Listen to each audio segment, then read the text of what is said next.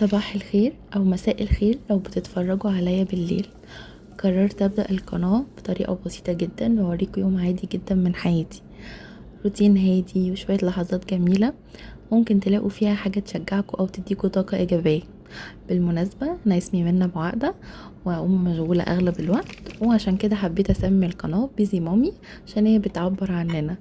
اكيد احنا بنحاول دايما نوازن ما بين شغل البيت وان احنا نهتم بنفسنا وان احنا نهتم بعيلتنا في وسط الزحمة دي، كمان ان احنا نلاقي وقت بسيط جدا جدا في يومنا نشرب فيه كوباية قهوة يعني رايقة. فده روتين بسيط وده اول فيديو ليا معاكم. ان شاء الله القناة دي تكون بتمس حاجات كتيرة قوي انتوا بتمروا بيها. هنفضفض مع بعض، هنتكلم مع بعض، هنتعلم حاجات كتير حلوة قوي في البيت. شوية تنظيمات على ترتيبات على وصفات سهلة، حاجات كده تسهل علينا حياتنا ويومنا. ولو نوعية الفيديوهات دي بتعجبكم فياريت تقولوا لي في الكومنتات، وتقولوا لي كمان ان انتوا عايزين نعمل ايه مع بعض. انا يعني مجهزة افكار كتير قوي عشان نسهل على بعض كده رتم الحياة، بس انا اكيد برضو هستفيد منكم ومن ارائكم وكومنتاتكم، فانا مستنية كومنتاتكم جدا جدا. المهم ندخل في الموضوع. يوم لذيذ الحمد لله يا رب على دي النعمة. صدقوني يعني من اكتر الحاجات اللي هتحسسكم بالهدوء والراحة في وسط الضغط والزحمة ان انتوا تحسوا بكل حاجة بتعملوها. يعني ما تقولوش ده فطار عادي، ايه المشكلة، ايه الجديد، لا لا، قولوا الحمد لله على كوباية المية، على ان انتوا بتعرفوا تاخدوا نفس اساسا، ان انتوا بصوا احنا غرقانين بالنعم. فما تقولوش ده يوم عادي، ده يوم ما فيهوش اي جديد. الحمد لله ان هو يوم ما فيهوش اي حاجه غير ان هو مر بسلام. فالحمد لله عملت فطار. بحب كده ان انا انوع في الفطار، وعملت بيكاتا باللحمه والمشروم، وهعمل جنبها رز ابيض والخضار السوتيه. طريقة بقى البيكاتا هنزلها على الفيسبوك. هسيب لكم لينك صفحتي تحت في الديسكريبشن بوكس عشان تشوفوها. بس كده فعملت كده غدا سريع جديد برضو. يعني انا بحاول بقالي فترة ان انا ادخل الخضار زي اهالينا زمان. يعني عارفين انتوا اللي هو بعد ما اتجوزت اللي هو لا انا بحب الاكل السريع والنشويات وكده.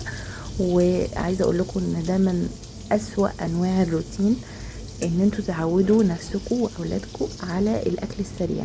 يا جماعه اطبخوا كلوا خضار كل يوم. يعني مش مهم تاكلوا لحمه كل يوم، مهم تاكلوا خضار كل يوم. فالتنويع ده مهم جدا. بس كده المهم نخش في الموضوع. حبيت اعمل بقى البيكاتا جنبها خضار برضو، يعني ما سكتش لازم اعمل جنبها خضار. عملته جنبها خضار سوتيه. انا طبعا من الناس على فكره اللي مش بتحب قوي تاكل يعني خضار كده. يعني لازم يكون طبيخ، لازم يكون في طعم. اوكي، فانا عملت زيت الريحان. وزيت الريحان بسيب فيه قطع من الريحان برضو، ان شاء الله هبقى اعمله معاكم هنا على القناه. قد ايه يا جماعه خطير، بحطه في سندوتشات الفطار، بحطه في العشاء في الغدا، رهيب يعني بجد تحفه. اوكي، فانا حطيت على الخضار السوتيه معلقتين كده من صوص الريحان. حقيقي اللي ما بيحبش الخضار السوتيه هينقل معاه الطعم في حته تانية خالص. اوكي، بس كده، والرز الابيض، والحمد لله على كده. فطار لذيذ، غدا لذيذ سريع. حاولي وانتي بتعملي الاكل ما تفكريش في اي حاجه غير بس الحاجه اللي انتي بتعمليها. يعني حاولي تاخدي كده نفس عميق كده، وما تعمليش بجد اي حاجه غير ان انتي بتفكري في الحاجه اللي هتعمليها وبس، وما تشيليش هم اي حاجه تانية. لان صدقوني ده بيعمل عليكوا ضغط كبير جدا. يعني بحاول دايما ان انا افكر نفسي انه لا، انا المفروض نركز بس في الحاجه اللي انا بعملها دلوقتي، وما افكرش في اي حاجه تانية. واستعيذوا بالله كده من الشيطان الرجيم، لان الافكار الوحشه دي بتيجي من الشيطان، انما ربنا عنده الخير كله. فدايما يعني بذكر نفسي وبذكركم بالحته دي. بس يا جماعه كده، وعودوا بالمناسبه بمناسبه الاكل والترويع، عودوا ولادكم من صغرهم على طعم الخضار بكل انواعه.